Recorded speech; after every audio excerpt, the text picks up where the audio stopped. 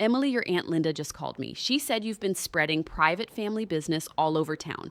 I never thought my own daughter would do something like that. She has proof, screenshots of messages where you talked about how controlling we are and how you might stop coming to family things. Is that what you think of us after everything we've done for you? The whole family knows now. Your cousins are upset. Your brother Michael is asking me what to do. This is not how we handle things in this family. We're having the winter gathering at the lake house this weekend like we always do. You're going to be there and we're going to talk about this in front of everyone so it doesn't happen again.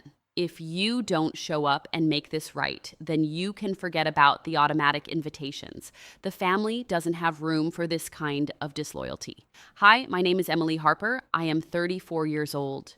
The call ended before I could say a single word. I sat at my kitchen table in the small house I rented just outside Charlottesville, the stack of 7th grade essays still waiting to be graded. My hands felt cold even though the heat was on. I had trusted my Aunt Linda with a few honest sentences after my divorce was final last spring. I told her I was tired of the constant pressure to show up for every single family event, tired of pretending everything was fine when it wasn't. I never said the family was controlling. I never said I was cutting anyone off. I just said I needed space to breathe. She must have twisted every word and sent it to my mother. Now, the whole extended family apparently knew a version of my private thoughts that made me sound ungrateful and dramatic. I didn't call her back that night. I didn't call anyone. I finished grading the essays, made myself a cup of tea that went cold, and stared at the calendar on the fridge. The winter gathering at the lake house was only 4 days away. My mother had made it sound like an order, not an invitation. And the threat about losing the automatic invitations felt heavier than I wanted to admit. Those gatherings had been the one thing that stayed consistent after my divorce. Showing up had been my way of proving I still belonged. The next morning, I got a text from my cousin Megan. She asked if I was okay and said she'd heard some stuff from Aunt Linda when I asked what stuff she didn't answer. 2 hours later, my brother Michael called. He sounded uncomfortable and asked if everything was all right between me and Mom. I told him I didn't know what he was talking about. He changed the subject quickly. That was the first real sign that the leak had already traveled further than I realized. By Wednesday, the quiet had turned into something sharper. My father sent a short email asking if I needed help sorting things out before the weekend. My uncle David, who usually stayed out of family drama, texted me a simple, "See you at the lake house," with no extra words. I kept waiting for my mother or aunt to call again and explain or apologize. They didn't. The silence felt deliberate, like they were giving me time to feel the weight of what was coming. I almost stayed home. I almost told myself that one missed winter gathering wouldn't matter. But the truth was, I still wanted to believe there was a misunderstanding I could clear up face to face. I packed a small bag Thursday night, told my principal I'd be back Monday, and drove the winding road into the Blue Ridge foothills Friday afternoon. The lake house looked the same as it always had: gray wood siding, wide porch, the old dock stretching over the water that was now dark and still under the winter sky. Cars were already parked along the gravel drive. I recognized my parents' SUV, my aunt and uncle's sedan, and Megan's smaller hatchback. When I stepped inside, the usual warmth was missing. Conversations stopped for a second too long when I walked into the kitchen. My mother gave me a tight smile that didn't reach her eyes. My Aunt Linda wouldn't meet my gaze at all. The only person who seemed normal was my Uncle David. He asked about my students and whether the drive had been icy. I answered as calmly as I could, but my stomach stayed tight. That first evening, we ate dinner in the big room with the long wooden table. My mother waited until everyone had food in front of them before she spoke. "Emily, your aunt and I think it's time we talked about what's been going on," she said. Her voice was calm, almost gentle, which somehow made it worse. "We've all heard things that don't sound like the daughter we raised. Linda has the messages if anyone wants to see them." My aunt nodded and pulled out her phone like she was offering evidence in court. I felt every pair of eyes turn toward me. My cousin Megan looked down at her plate. My brother Michael shifted in his seat. No one said anything. I kept my hands in my lap so no one would see them shaking. I didn't raise my voice. I didn't accuse anyone. I just asked one question. Can I see the messages you're talking about? My aunt hesitated for the first time. My mother answered for her. That's not the point right now. The point is that you've been talking about this family to people outside it. That ends this weekend. The room stayed quiet. I could hear the refrigerator humming in the kitchen. I looked at my Uncle David. He was watching my mother with an expression I couldn't quite read. For a moment, I thought he might say something. Instead, he picked up his water glass and took a slow sip. Later that night, after most people had gone to their rooms, I stepped out onto the back porch to get some air. The cold hit my face and cleared my head for the first time all evening. I heard voices coming from the side of the house near the utility room where the security system panel was. I stayed still. It was my mother and my aunt. Their voices were low but clear enough in the quiet night. She looked like she was going to cry at dinner, my aunt said. Maybe we pushed too hard. My mother answered, she needs to understand that actions have consequences. You did the right thing showing me those messages. If she wants to keep her place in this family, she'll apologize tomorrow and stop acting like she's too good for the rest of us. They kept talking, but I didn't stay to hear more. I walked back inside, went to the small room I always used, and closed the door. My hands were steady now. The shaking had stopped. I sat on the edge of the bed and stared at the old quilt. I had come here hoping for a misunderstanding. Instead, I had just heard the plan confirmed out loud. They weren't interested in clearing the air. They were interested in making sure I fell back in line in front of everyone. Sleep didn't come easily. Every time I closed my eyes, I saw the way my cousin had looked at her plate and the way my uncle had stayed silent. I kept thinking about how long I had stayed quiet, about the pressure, the expectations, the way every family event felt like a test I had to pass. Staying quiet had let my aunt turn a private conversation into family-wide evidence. Staying quiet had let my mother schedule a public correction. The next morning, the house felt even quieter than the night before. People moved around each other carefully. Breakfast was almost finished when my Uncle David asked if anyone had checked the security cameras lately. He said the system had been glitching and he wanted to make sure the footage from the last few days was saved before it overwrote. My Aunt Linda went still. My mother set her coffee cup down a little too hard. Sarah Klein, the woman who lived in the small caretaker cottage on the property and handled the maintenance, spoke up from the doorway. She was holding a tablet. Actually, I already pulled the last 48 hours, she said. There was something odd near the utility room last night. I can show you if you want. The room went completely silent. My mother looked at my aunt. My aunt looked at the floor. My Uncle David simply nodded and said, "Let's see it." Sarah brought the tablet to the table. She didn't play the whole thing, just the part from the side of the house after dinner. The audio was clear. My mother's voice and my aunt's voice came through the small speaker exactly as I had heard them. When it finished, no one moved for a long moment. My mother was the first to speak. Her voice had lost its calm edge. That's out of context. My Uncle David cut her off, not loudly, but firmly. It sounded pretty clear to me. He turned to me. For the first time all weekend, his expression was open. "Emily, if you want to say something, now's the time." I didn't stand up. I didn't raise my voice. I simply told the truth I had been holding for months. I told Aunt Linda I was struggling after the divorce and that the constant family events were making it harder to heal. I never said I was cutting anyone off. I never said you were controlling. I said I needed space. She turned that into something else and shared it. I came here because I still wanted to believe we could talk like adults.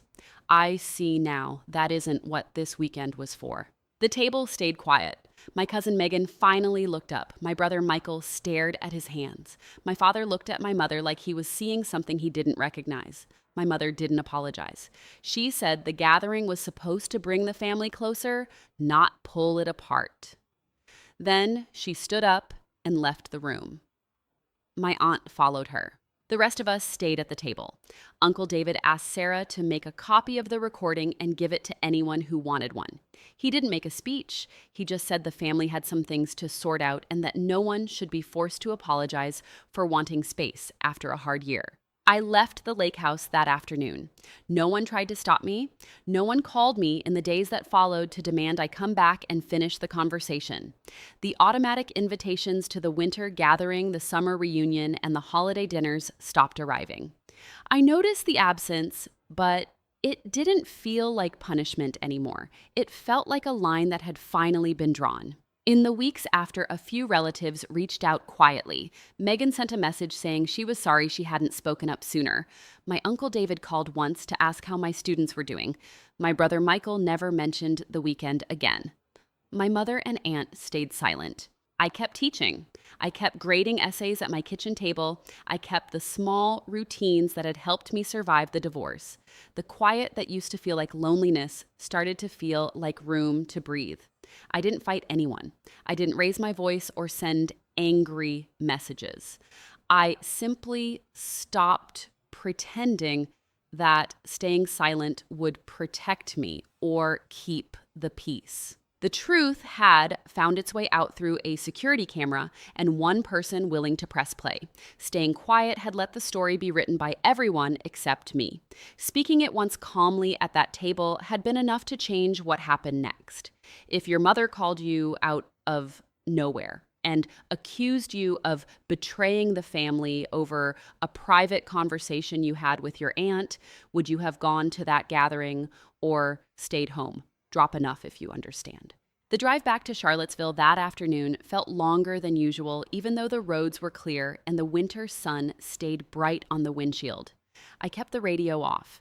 The recording from the lake house played in my head on a loop, not the words themselves, but the tone my mother had used when she told my aunt she had done the right thing by showing the messages.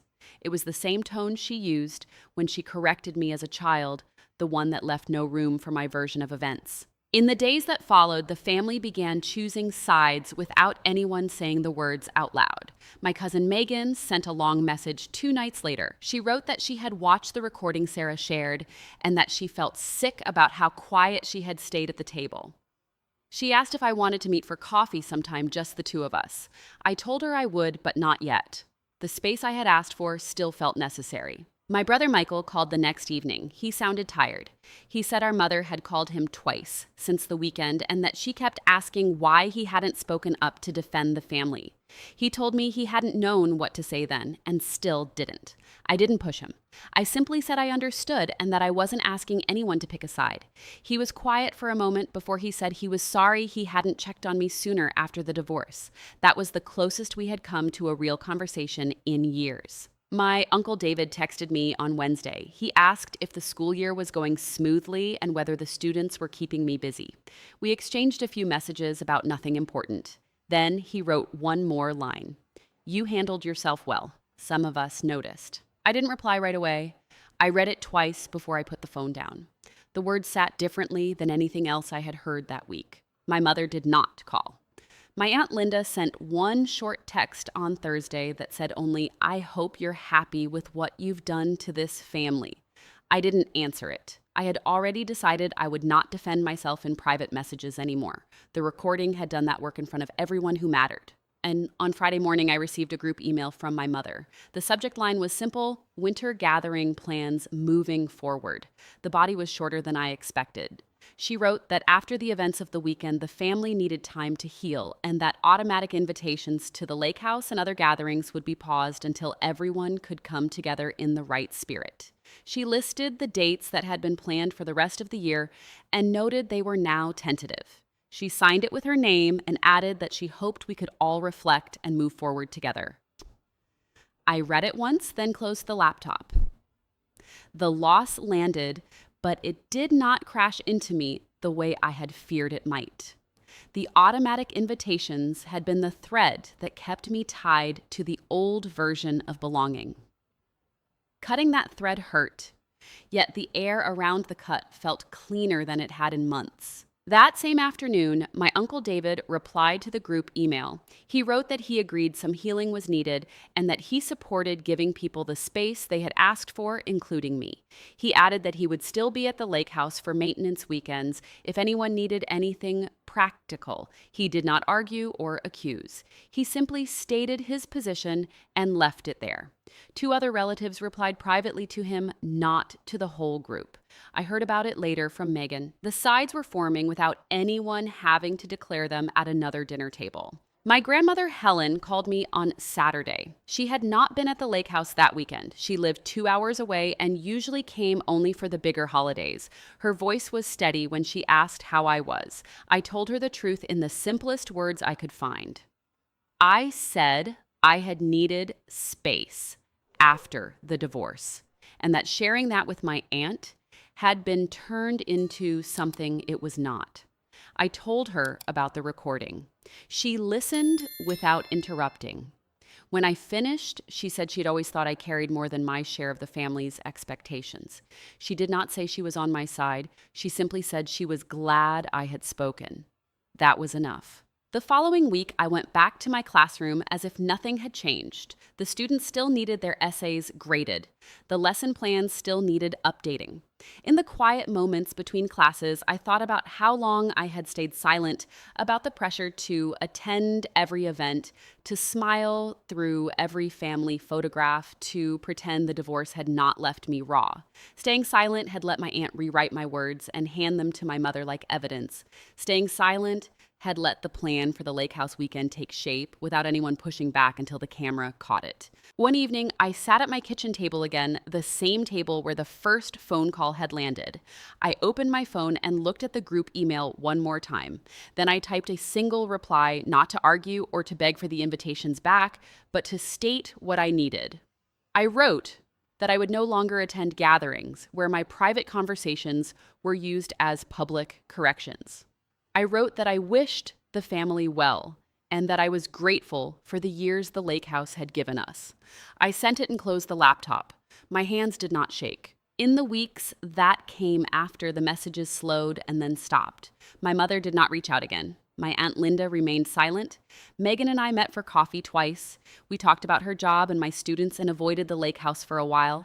My Uncle David sent one more text in early spring asking if I needed any help with the old dock repairs at my rental. I told him I had it handled. He said he figured as much and left it there. The absence of the automatic invitations left a space in my calendar that I did not rush to fill. Some weekends I stayed home and read. Other weekends I drove to a trail near the mountains and walked until my legs ached in a way that felt honest. The unresolved tension with my mother and my aunt remained. There was no dramatic reconciliation, no moment where they admitted the leak had been wrong and asked for forgiveness. The tension simply became something I carried differently. It no longer shaped every decision I made about my time or my energy. I kept teaching. I kept the routines that had helped me stand up at that table without raising my voice. The truth had found its way out through a security camera and one person willing to press play. I had not fought for it with anger or demands. I had simply refused to carry the false version of myself any longer. That refusal had cost me the automatic place at every family table, yet it had returned something I had not expected: the ability to decide for myself what belonging looked like now. If you had watched your own family begin choosing sides after a private conversation was turned into public evidence, would you have stayed silent longer or spoken when the recording played? I still think about that question on quiet evenings. The answer I keep coming back to is the one I gave at the lake house table. I spoke once calmly, and then I let the consequences settle where they would. That was the choice that finally let me breathe. Thank you for listening to my story. If your family ever tried to pull you back into line through public shame instead of private conversation, what would you have done differently? I read every comment and I'm grateful you're here.